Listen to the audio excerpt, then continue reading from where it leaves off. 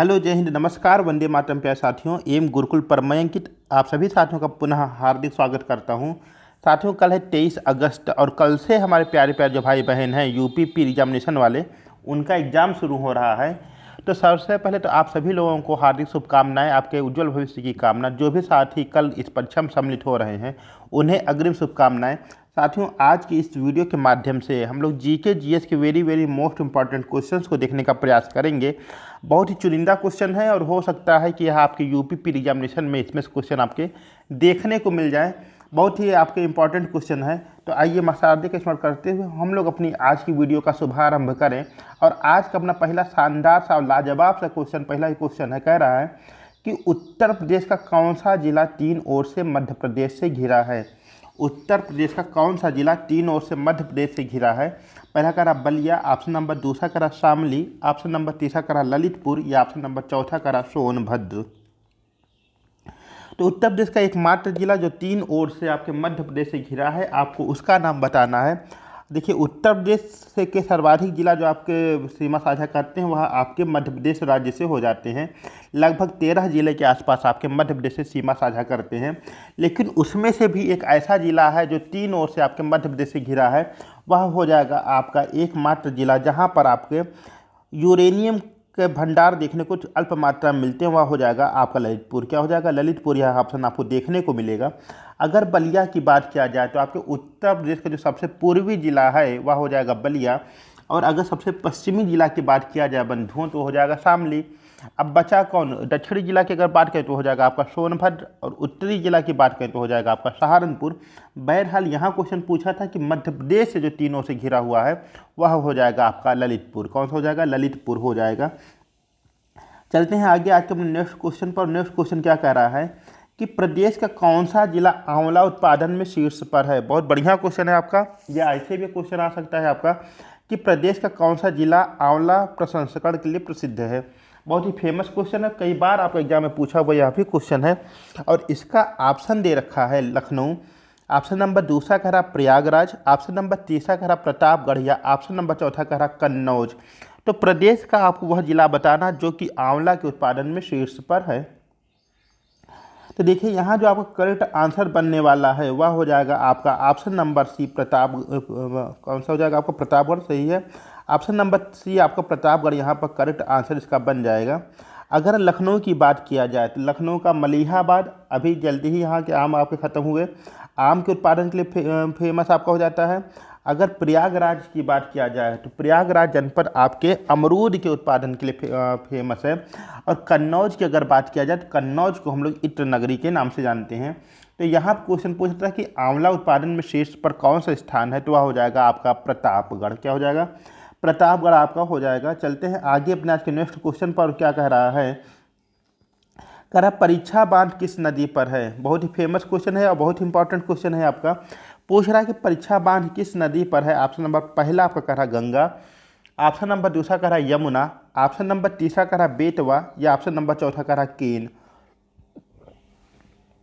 तो परीक्षा डैम आपका किस नदी पर है? यह हो जाएगा ऑप्शन नंबर तीसरा बेतवा नदी पर। किस नदी पर हो जाएगा? बेतवा नदी पर आपको देखने को मिलेगा परीक्षा बांध। ठीक है, यह आपके झांसी जनपद के अंतर्गत देखने को मिलता है। तो परीक्षा बांध आपका, परीक्षा डैम आपका बेतवा नदी पर देखने को मिलता है। बहुत बढ़िया। चलते हैं आगे आज के अपने नेक्स्ट क्वेश्चन पर। और अगला क्वेश्चन क्या कह रहा है कि प्रसिद्ध बटेश्वर मेला कहाँ आयोजित होता है। ठीक है, प्रदेश का जो एक बहुत ही फेमस आपका मेला है बटेश्वर मेला के नाम से जिसे हम लोग जानते हैं, यह कहाँ लगता है यह आपको बताना है। ऑप्शन नंबर पहला कह रहा सहारनपुर, ऑप्शन नंबर दूसरा कह रहा हापुड़ या ऑप्शन नंबर तीसरा कह रहा आगरा या ऑप्शन नंबर चौथा कह रहा अनूप शहर। तो बताना है कि बटेश्वर का मेला कहाँ आपका फेमस है, कहाँ यह आयोजित होता है, कहाँ पर यह लगता है। तो देखिए, अगर सहारनपुर की बात किया जाए, सहारनपुर में आपके शाकंभरी देवी का मेला लगता है। किसका? शाकंभरी देवी का मेला। हापुड़ की बात किया जाए तो गढ़मुक्तेश्वर मेला। कौन सा मेला हो जाएगा आपका? गढ़मुक्तेश्वर का मेला हो जाएगा। अनूप शहर की बात किया जाए तो यहाँ पे बलसुंदरी देवी का मेला लगता है। कौन सा लगता है? बलसुंदरी देवी का मेला लगता है। बचा कौन आपका? ऑप्शन नंबर तीसरा बचा आगरा। आगरा में आपके बटेश्वर मेले का आयोजन किया जाता है। और यह जो आपका बटेश्वर मेला है यह आपका मुख्य रूप से पशुओं पर आधारित होता है। तो यहाँ पर भारी मात्रा में पशुओं की खरीद बिक्री की जाती थी और पशुओं में भी मुख्य रूप से हो जाता था ऊँट के लिए फेमस। किसके लिए फेमस हो जाता था? यह ऊँट के लिए फेमस हो जाता था आपका बटेश्वर मेला। तो बटेश्वर मेला कहाँ आयोजित होता है? ऑप्शन नंबर तीसरा करेक्ट हो जाएगा। यह आपका आगरा में देखने को मिलता है। चलते हैं आगे अपने आज के नेक्स्ट क्वेश्चन पर। और आज का अगला क्वेश्चन क्या कर रहा है कि प्रदेश का पहला वन्य जीव अभ्यारण्य कौन सा है? ऑप्शन नंबर पहला कह रहा चंद्रप्रभा, ऑप्शन नंबर दूसरा कह रहा कतरनिया, ऑप्शन नंबर तीसरा कह रहा महावीर स्वामी, या ऑप्शन नंबर चौथा कह रहा सुहागी बरवा। तो बताना है आपको कि उत्तर प्रदेश का पहला वन्य जीव अभ्यारण्य कौन सा है। ठीक है,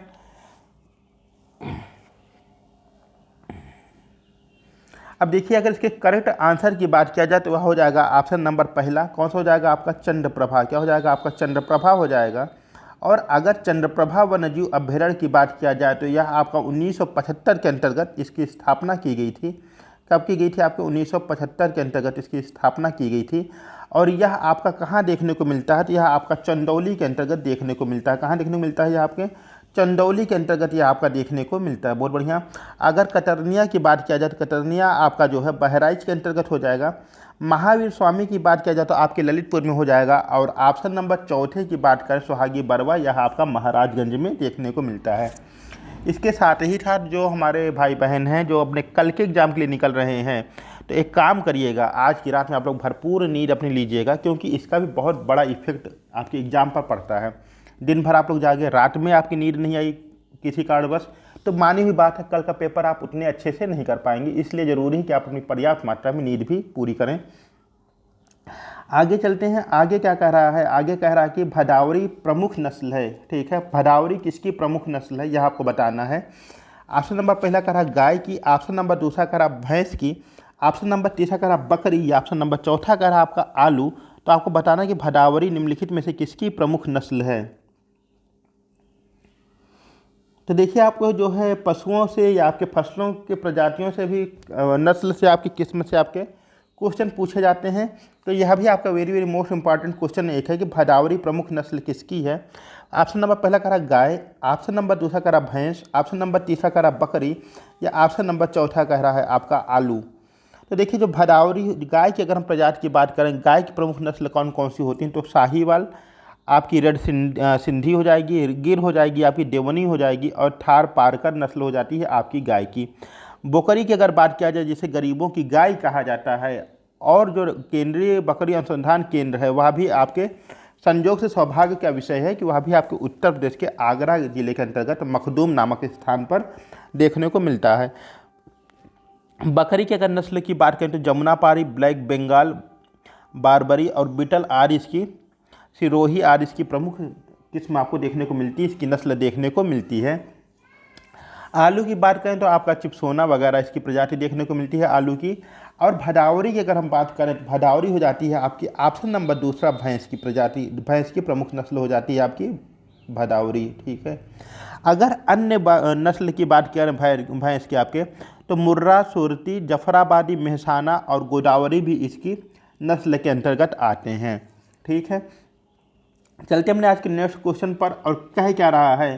क्वेश्चन कह रहा है कि ग्रेट ब्रिटेन में कौन सा देश सम्मिलित नहीं है। बहुत ही बढ़िया क्वेश्चन है, शानदार क्वेश्चन है, और थोड़ा सा टफ हो सकता है यह क्वेश्चन। कह रहा है कि ग्रेट ब्रिटेन में कौन सा देश शामिल नहीं है। ऑप्शन नंबर पहला कह रहा है स्कॉटलैंड, ऑप्शन नंबर दूसरा कह रहा है वेल्स, ऑप्शन नंबर तीसरा कह रहा है जर्मनी, या ऑप्शन नंबर चौथा कह रहा है इंग्लैंड। तो ग्रेट ब्रिटेन में कौन सा देश सम्मिलित नहीं है? तो देखिए जो आपका ग्रेट ब्रिटेन है यह 3 देशों को मिलाकर के बना हुआ है। नंबर 1 पे आपका इसमें से हो जाएगा आपका स्कॉटलैंड, आपका हो जाएगा वेल्स, और आपका हो जाएगा इंग्लैंड। तो इनमें कौन शामिल नहीं हो जाएगा? ऑप्शन नंबर तीसरा इसमें शामिल नहीं है, यानी कि जर्मनी आपका ग्रेट ब्रिटेन के अंतर्गत शामिल नहीं है। 3 देशों को मिलाकर ग्रेट ब्रिटेन की स्थापना की गई थी। बहुत बढ़िया, चलते हैं आगे अपने आज के नेक्स्ट क्वेश्चन पर। और नेक्स्ट क्वेश्चन क्या कह रहा है? कह रहा है म्यांमार की सबसे ऊंची चोटी कौन सी है। बहुत बढ़िया क्वेश्चन है आपका। कह रहा है म्यांमार की सबसे ऊंची चोटी कौन सी है। ऑप्शन नंबर पहला कह रहा है तिरिच मीर, ऑप्शन नंबर दूसरा कह रहा है आपका हकाका बोराजी, ऑप्शन नंबर तीसरा कह रहा है पिडूरूत लागला, या ऑप्शन नंबर चौथा कह रहा है डेम बंद। तो आपको बताना है म्यांमार की सबसे ऊंची चोटी कौन सी है। तो देखिए, अगर हम तिरिच मीर की बात करें तो हिंदू कुश पर्वत की सबसे ऊंची चोटी है और यह हो जाती है आपके पाकिस्तान की। कहाँ की हो जाती है भैया? पाकिस्तान की हो जाती है आपकी। कहाँ की हो जाती है? पाकिस्तान की हो जाती है। ठीक है। पिडुरुत ला गाला की अगर बात करें तो आपके श्रीलंका की सबसे ऊंची चोटी हो जाती है। कहाँ की हो जाती है? श्रीलंका की सबसे ऊंची चोटी हो जाती है। देमबंद की बात करें तो ये आपके ईरान की सबसे ऊंची चोटी हो जाती है। कहाँ की? ईरान की सबसे ऊंची चोटी हो जाती है आपकी देमबंद। हकाका बोराजी की अगर बात करें तो अराकामयोमा पर्वत है और यह सबसे ऊंची चोटी हो जाती है आपकी म्यांमार की। कहाँ की? म्यांमार की। तो म्यांमार की सबसे ऊंची चोटी कौन सी हो जाएगी? यह हो जाएगी आपकी हकाका बोराजी। कौन सी बोराजी? हकाका बोराजी। ठीक। तो हकाका बोराजी आपके अराकामयोमा पर्वत की चोटी है और यह आपके म्यांमार राज्य में देश में देखने को मिलती है। चलते हैं आगे अपने आज के नेक्स्ट क्वेश्चन पर। और नेक्स्ट क्वेश्चन क्या कह रहा है? कह रहा है कि नेक्स्ट क्वेश्चन आपका कह रहा है कि आनंद मठ के रचनाकार कौन है? ऑप्शन नंबर पहला कह रहा रविन्द्रनाथ ठाकुर, ऑप्शन नंबर दूसरा कह रहा बंकिम चंद्र, ऑप्शन नंबर तीसरा कह रहा अमृत सेन, या ऑप्शन नंबर चौथा कह रहा दादा भाई नौरोजी। तो बताना कि आनंद मठ पुस्तक के रचनाकार कौन हैं। तो देखिए, रविन्द्रनाथ ठाकुर जी नहीं है, बंकिम चंद्र चटर्जी इसका करेक्ट आंसर हो जाएगा। ऑप्शन नंबर दूसरा इसका करेक्ट आंसर बन जाएगा। तो आनंद मठ के रचनाकार हो जाते हैं आपके बंकिम चंद्र चटर्जी। आनंद मठ पुस्तक के अंतर्गत आपका राष्ट्रीय गीत जो आपका है वंदे मातरम, यह आपका संकलित है।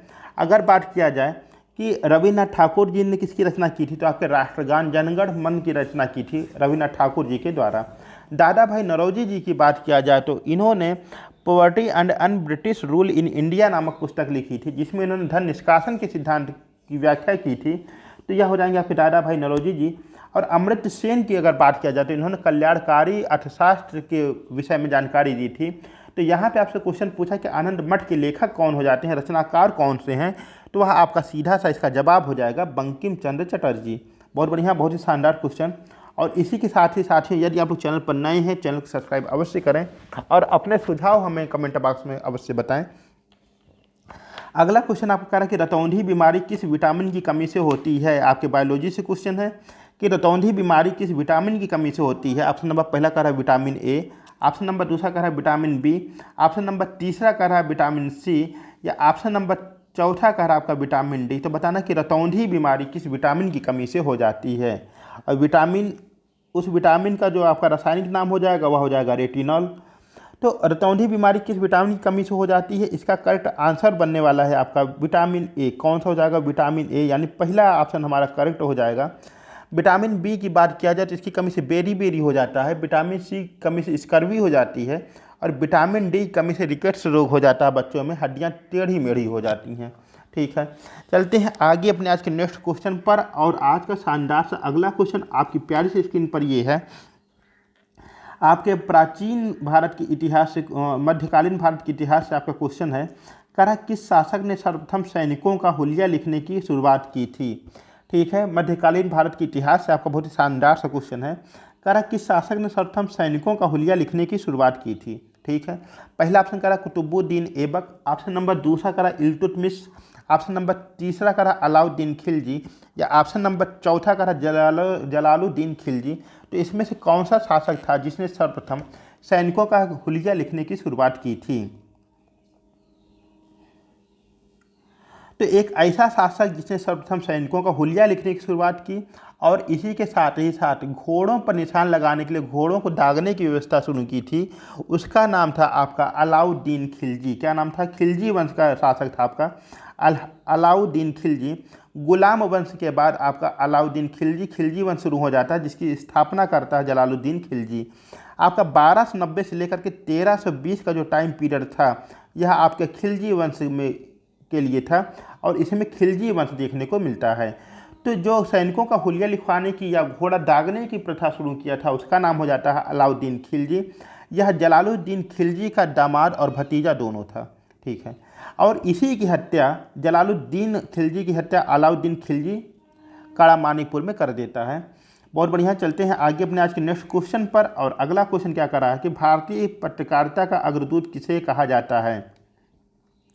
ऑप्शन नंबर पहला करा केशव चंद्र सेन, ऑप्शन नंबर दूसरा करा मदन मोहन मालवीय, ऑप्शन नंबर तीसरा कह रहा राजा राम मोहन राय, या ऑप्शन नंबर चौथा कह रहा विवेकानंद। ठीक है, तो भारतीय पत्रकारिता का अग्रदूत किसे कहा जाता है? एक महान समाज सुधारक भारतीय पत्रकारिता के अग्रदूत के रूप में देखने को मिलते हैं, उनका क्या नाम है? तो उनका नाम हमको राजा राम मोहन राय के रूप में देखने को मिलता है। किस रूप में? राजा राम मोहन राय को ही भारतीय पत्रकारिता का अग्रदूत की संज्ञा दी जाती है। तो यहाँ आपका करेक्ट आंसर जो बनने वाला है वह हो जाएगा ऑप्शन नंबर तीसरा आपका राजा राम मोहन राय। कौन हो जाएंगे आपके? राजा राम मोहन राय। और इन्हीं को राजा राम मोहन राय को ही अकबर सेकंड ने राजा की उपाधि दी थी। राजा राम मोहन राय इनको पूरा नाम हो जाता है। चलते हैं आगे अपने आज के नेक्स्ट क्वेश्चन पर। और नेक्स्ट क्वेश्चन क्या कह रहा है कि चंदेरी का युद्ध कब हुआ था? क्या कह रहा है कि चंदेरी का युद्ध कब हुआ था? ऑप्शन नंबर पहला कह रहा 1526, ऑप्शन नंबर दूसरा कह रहा है 1527, ऑप्शन नंबर तीसरा कह रहा 1528, या ऑप्शन नंबर चौथा कह रहा 1529। यह टाइम पीरियड आपका उस समय का है जब यहाँ पर जो है आपके मुगल साम्राज्य का संस्थापक बाबर प्रवेश करता है, और बाबर भारत में आते ही बैक टू बैक 4 लड़ाइयाँ लड़ता है, और चारों लड़ाइयों की में उसकी विजय श्री होती है। तो इसी के अंतर्गत आपका चंदेरी का युद्ध देखने को मिलेगा। चंदेरी का युद्ध कब हुआ था? ठीक है, 1526 की बात किया जाए तो 1526 में होता है पानीपत का पहला युद्ध। किसका हो जाता है? पानीपत का पहला युद्ध। और किसके किसके बीच में होता है? यह हो जाता है बाबर और किसके बीच में हो जाएगा? इब्राहिम लोदी के बीच में हो जाएगा। 1527 की बात किया करें तो यहाँ पे खानवा का युद्ध देखने को मिलता है। किसका युद्ध? खानवा का युद्ध। किसके किसके बीच में हो जाता है? तो बाबर और वर्सेस किसके बीच में हो जाता है? हो जाता है राणा सांगा के बीच में। ठीक है, अगर बात करें 1528 में, 1528 में आपका चंदेरी का युद्ध देखने को मिलता है। कौन सा युद्ध देखने को मिलता है? 1528 में आपका चंदेरी का युद्ध देखने को मिलता है 1528 में। और किसके बीच में हुआ था? तो बाबर और मेदिनी राय के बीच में आपका चंदेरी का युद्ध देखने को मिलता है। 1529 की बात करें तो आपका घाघरा का युद्ध होता है बाबर और अफगानों के बीच में। इन चारों लड़ाइयों में, यानी पानीपत, आपका खानवा, चंदेरी और घाघरा, इन चारों लड़ाइयों में बाबर की ही आपकी विजयश्री प्राप्त होती है। चलते हैं आगे अपने आज के नेक्स्ट क्वेश्चन पर। और नेक्स्ट क्वेश्चन क्या कह रहा है? कह रहा है कि कोयले की सर्वोत्तम किस्म कौन सी है? ऑप्शन नंबर पहला कह रहा है बिटुमिनस, ऑप्शन नंबर दूसरा कह रहा है एंथ्रासाइट, ऑप्शन नंबर तीसरा कह रहा है पिट कोयला, या ऑप्शन नंबर चौथा कह रहा है लिग्नाइट कोयला। तो इसमें कोयले की सर्वोत्तम किस्म कौन सी है? तो देखिए, कोयला आपका होता है कार्बन का अपर रूप, और वही कोयला सर्वोत्तम होगा जिसमें कार्बन की सर्वाधिक मात्रा देखने को मिलेगी। तो अगर बात करते हैं बिटुमिनस कोयले की, तो इसमें 78 से लेकर 86% तक का आपका कार्बन देखने को मिलता है। पीट कोयले की बात करें 27%, और लिग्नाइट कोयले की बात करें तो 28 से लेकर के 30% कार्बन देखने को मिलता है। जबकि एंथ्रासाइड की अगर बात करें तो आपका 94 से लेकर 98% तक एंथ्रासाइड देखने को मिलेगा। तो सर्वाधिक आपका जो कार्बन की मात्रा है वह एंथ्रासाइड कोयले में देखने को मिल रही है। तो जाहिर सी बात है जो सर्वोत्तम किस्म होगी वह भी आपकी एंथ्रासाइड ही होगी। अच्छा, सबसे निम्न कोट का कौन सा माना जाएगा जिसमें सबसे कम आपके कार्बन मिलेंगे? और सबसे कम कार्बन किसमें देखने को मिलेगा? 27% आपका पीट कोयले के अंतर्गत। तो सर्वोत्तम किस्म हो जाती है आपका एंथ्रासाइट, और सबसे निम्न कोट की हो जाती है आपकी पीट कोयला।